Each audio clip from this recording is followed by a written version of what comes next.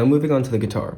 A common issue I see all the time in guitar education is that students might know how to play a few chords or even some scales, but they don't know the notes they're actually playing. So they have had a teacher before, or they've learned online through YouTube, and someone said, put your finger here, put your finger here, put your finger here, strum, and that'll sound good. The problem with that is we don't know what's going on. We're not learning the guitar as a musical instrument, we're learning it more mechanically. So to curtail that, we're going to learn how each string functions, and then we'll move on from there. So we have all of your open strings here. They're all given each a pitch. When we need to alter the pitch, we put our finger on the string, we push in, we pluck. That shortens the string, and it changes the sound, right? The higher up we go on the fretboard, the higher the pitch gets, shortening a string. So let's start with our E string, our very first string, our thinnest string. So you might hear the word gauge. That just refers to the thickness of a string. So this is our thinnest gauge string. It is the pitch E. So when we pluck an open string, we're essentially plucking this. We're plucking fret 0, okay?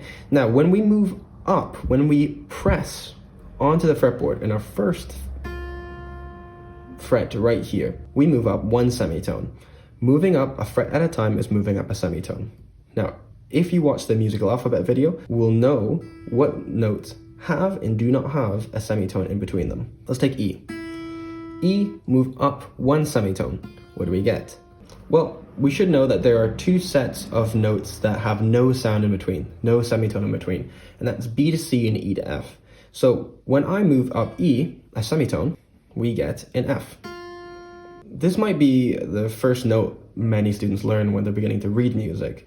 And then the misconception is that, okay, well, we've got an open string to first fret, and that's an F. Well, that must be a G, and that must be an A, and then a B, and then a C. That's not true. We have to think about our semitones. If we have an F and we move up another semitone, right? If we think about the musical alphabet, we know F goes to G. There's a small bit of sound between F and G, and that is our F sharp. There's G. If we're from the perspective of G, we move back a semitone, we get G flat. Let's go to our second string. We give this the pitch B, okay? We move up B to up a semitone, we get C. Again, B to C, E to F. Those are 2 semitones. Right, let's move up C again, a semitone. What do we get? C sharp. That gets to D. Move up to A, D sharp. And then what's D sharp, D sharp, E? Okay, that E should sound familiar, actually. That's what we call unison. Those are 2 of the exact same pitches. This is where the guitar's complexity starts to reveal itself.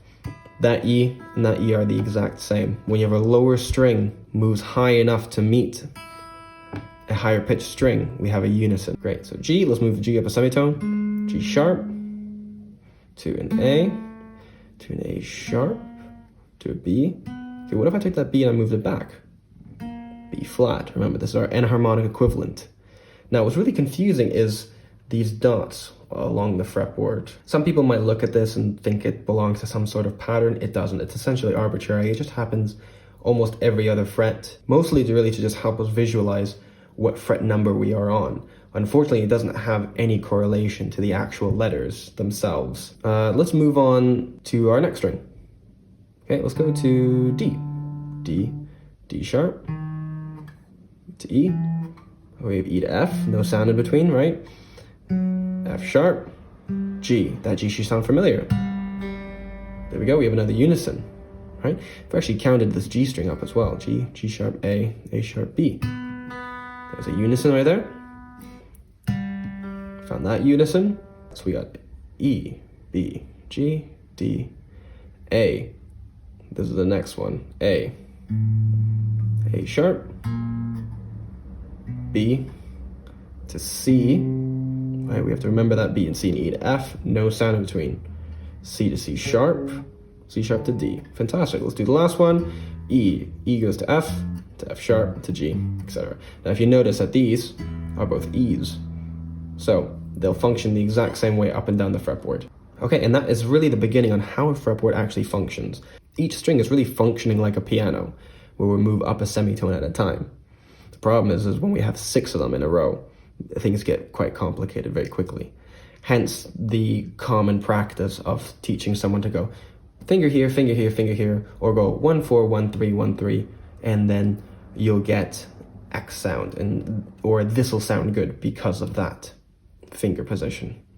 So this is the very beginning of kind of really understanding what notes we're doing. And I would encourage you actually to count up each string all the way up until the 12th fret. See if you can do that for all 6 strings. See what you get.